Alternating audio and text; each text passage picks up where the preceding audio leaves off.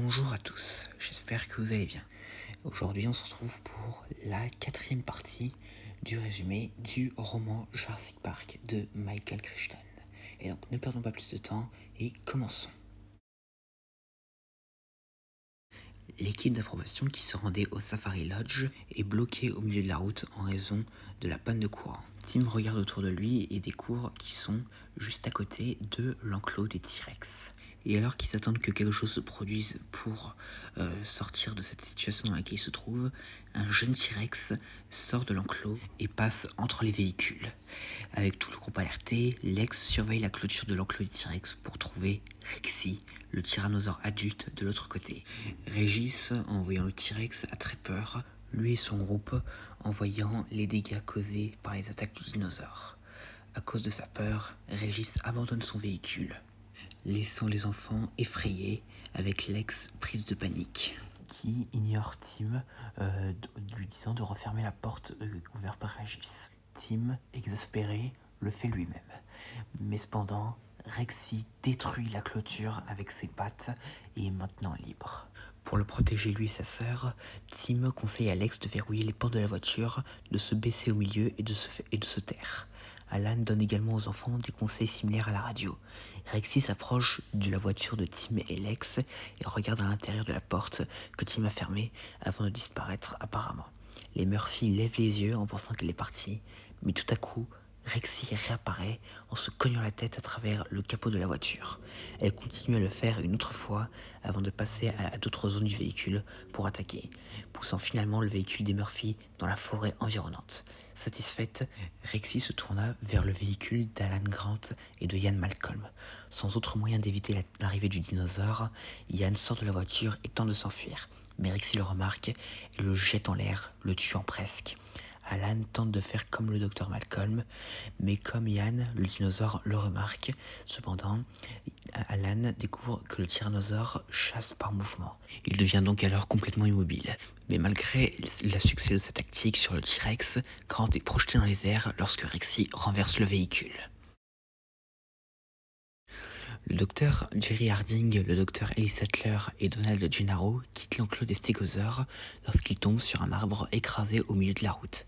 Harding essaie de contacter John Arnold, mais la radio ne fonctionne pas.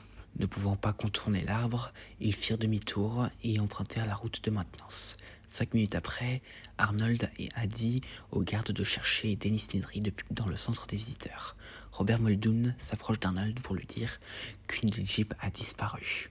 Et tous les deux discutèrent par la suite, disant qu'ils ne pourront pas remettre en route les systèmes du parc sans Dennis Nedry.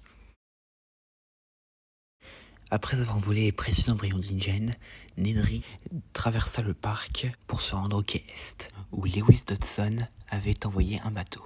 Il appuya sur l'accélérateur et se pencha en avant sur le volant, regardant à travers le pare-brise déchiré par la pluie, alors qu'il conduisait la Jeep vers une route étroite. Il roulait vite, mais il devait respecter son horaire et était entouré de tous côtés par la jungle noire, mais devait bientôt pouvoir voir la plage et l'océan à sa gauche. Mais à cause de la tempête, Nedry se perdit et se retrouvera bientôt dans un cul-de-sac. En effet, devant lui se trouvait un mur en béton haut de 2 mètres qui lui barrait la route. Nedry s'arrêta et découvrit qu'il devait changer les batteries de la voiture. Puis, il s'aventura dans la jungle et découvrit qu'il se trouvait juste à côté d'une rivière. Il regarda l'heure, mais découvrit qu'il ne restait que 7 minutes avant que le bateau ne s'en aille. Ne pouvant pas honorer son rendez-vous, Nedry décida de retourner à la salle de contrôle et de contacter Dodson pour lui dire qu'il livrera finalement les embryons le lendemain soir. Mais alors qu'il retournait à la Jeep, un ululement se fit entendre et qui se rapprochait dangereusement.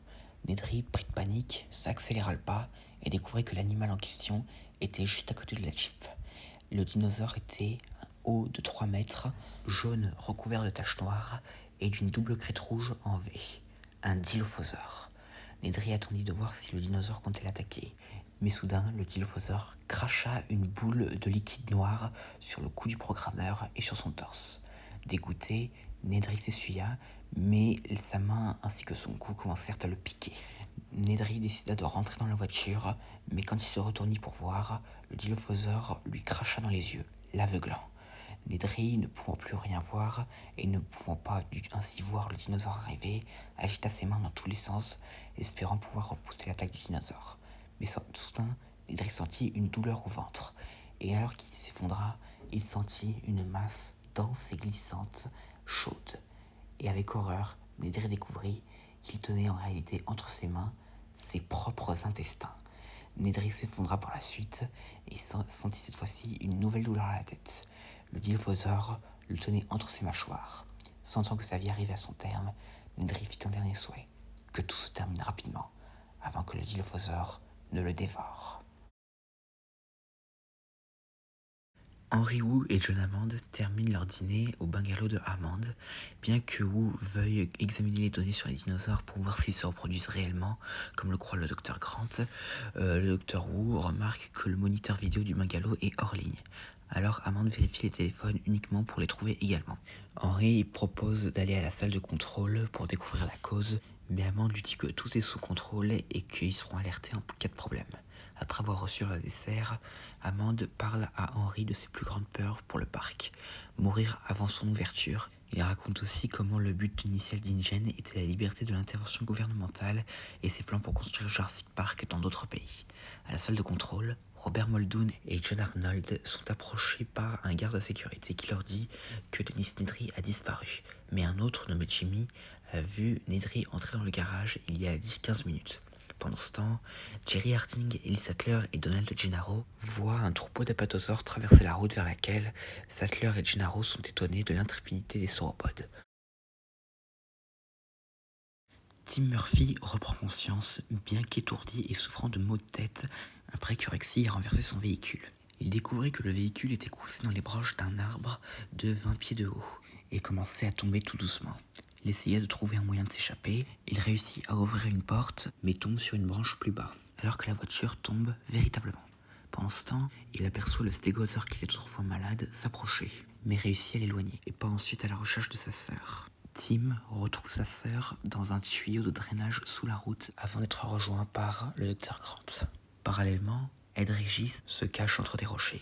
Bien qu'il se sente en sécurité, il se sent aussi coupable d'avoir laissé les enfants Murphy. Puis il entend les cris de Lex, ce qui lui indique qu'ils sont toujours en vie. En fin de compte, Alan et les enfants décident d'attendre que le personnel du parc les sauve au lieu de se rendre au centre des visiteurs en raison de la menace imminente des T-Rex en liberté. Le petit groupe entend soudain Régis tousser sur la route. Le groupe le regarde alors qu'il est attaqué et tué par le jeune T-Rex. Gennaro accompagne Robert Muldoon alors qu'il se précipite vers l'endroit où les véhicules de tournée étaient bloqués. Mais ils arrivent trop tard et ne trouvent que la jambe d'Ed Regis au milieu de la route. Après avoir trouvé des traces de chaussures dans la boue, faisant face à la route du parc, Muldoon suggère que lui et Gennaro doivent chercher dans le parc des survivants ce soir avant qu'il ne leur arrive quelque chose. Pendant ce temps, Arnold et Wu suggèrent de retracer les étapes de Dennis Nedry qui a désactivé l'alimentation du parc en raison de vérification de clavier. En utilisant la suggestion de Wu, Arnold ouvre le programme de vérification des clés où il découvre un journal de ce que Dennis Nedry avait tapé plus tôt dans la journée. Il découvre comment Dennis a désactivé la sécurité et réussit à trouver les causes de la désactivation du parc. Pendant ce temps au Safari Lodge, Jerry Harding tente de soigner les blessures de Ian Malcolm et réussit à calmer la douleur. Mais la jambe du docteur a besoin d'intervention chirurgicale. Robert Muldoon et plusieurs travailleurs tentent de réparer l'une des clôtures, et là, un ouvrier nommé Ramon dit qu'il voit des lumières dans la jungle à l'est, mais Muldoon lui dit de se concentrer sur la clôture. Pendant ce temps, Hammond et Harding supervisent le transport d'un ipsilphodon évadé vers son enclos. Une fois l'ipsilphodon relâché, l'équipe commence maintenant à chercher un stégosaure. 1 heure plus tard, Muldoon avait terminé les réparations de la clôture, et la plupart des dinosaures échappés y sont de retour. Cependant, Arnold dit que la clôture de l'enclos des sauropodes ne pourra pas être réparée avant le matin, car le tyrannosaure se trouverait en ce moment même dans l'enclos. À 5h25, Alan se réveille au son de grincements et de rires de Lex. Il sort pour trouver Lex en train de jouer avec un jeune Triceratops qui se trouve de l'autre côté d'une clôture à foin à proximité. Elle nomme ce bébé Triceratops Ralph, car il ressemble à un garçon qui fréquente sa même école. Mais après avoir entendu les bruits d'un animal entrant, Ralph tente de fuir, mais trouve son son volant coincé dans la clôture, l'empêchant de s'enfuir. Heureusement, le docteur Grant pousse le jeune Triceratops hors de la clôture. Peu de temps après, l'animal qui a agité Ralph se révèle être en réalité la mère du dinosaure. Ensuite, Alan et les enfants passent sous la même clôture pour atteindre les capteurs de mouvement afin d'être retrouvés. Ils voient de nombreux résidents de l'enclos des sauropodes, y compris des apatosaures et des hadrosaures. Ils y trouvent un détecteur de mouvement pour constater qu'il est toujours désactivé.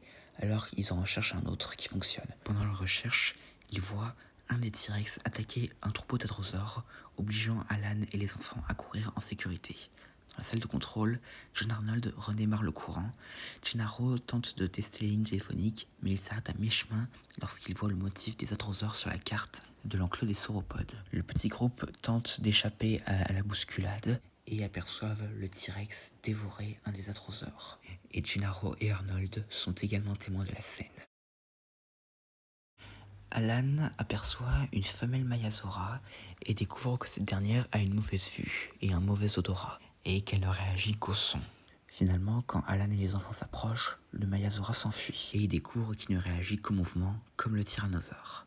Lorsque le groupe atteint le sol, après avoir descendu un arbre, Tim dit avoir vu un radeau dans le bâtiment de maintenance des sauropodes qu'il pourrait utiliser pour se rendre dans les zones civilisées au lieu de marcher.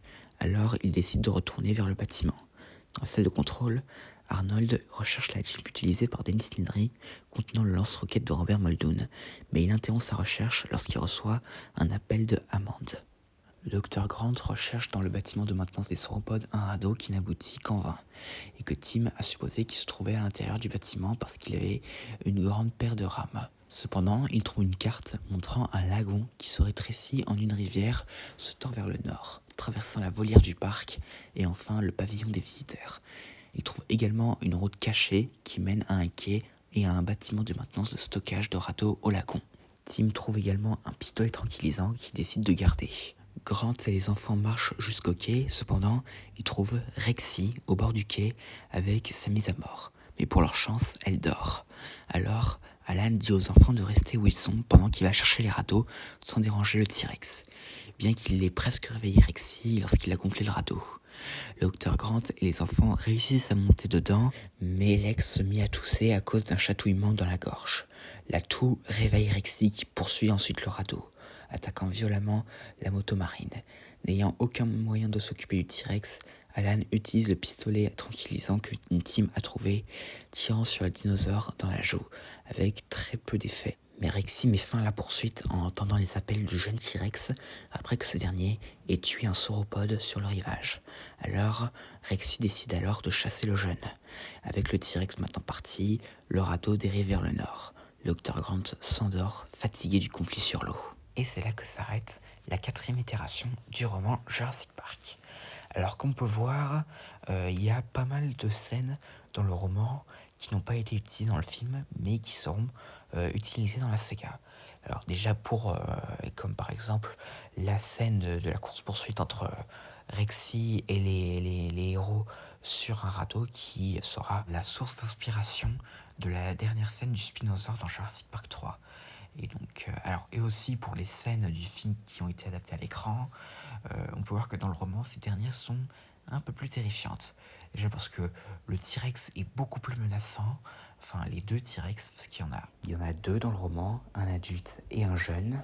Et même si le jeune, d'ailleurs, même si le jeune T-Rex n'est pas apparu dans le film, il était prévu que dans le lore, il y ait un jeune T-Rex dans le parc aux côtés de Rexy. Et donc aussi pour la mort de Dennis Nedry, mon Dieu, qu'elle est terrifiante. Et heureusement qu'on n'a pas eu ça dans le film, sinon je sens que le film aurait été interdit au moins de 18 ans. Et aussi pour la scène des hadrosaures, eh bien elle sera également dans le film, mais à la place des hadrosaures, ce seront des gallimimus. Et même s'il était prévu pendant un temps que ce soit toujours des hadrosaures. Et pour le reste, on peut voir que c'est assez différent, notamment Gennaro survit, ce qui est assez surprenant quand on voit comment il finit dans le film. Et pour vous dire, c'est même un héros dans le roman. Et pour le reste, déjà, on peut aussi voir que le personnel du parc n'a pas évacué et est toujours sur l'île, contrairement au film où ils ont dû quitter l'île avant la tempête. Et donc à part ça, voilà, c'était la 4e itération du roman Jurassic Park. J'espère que cette vidéo vous aura plu, n'hésitez pas à me dire ça dans les commentaires et à la prochaine.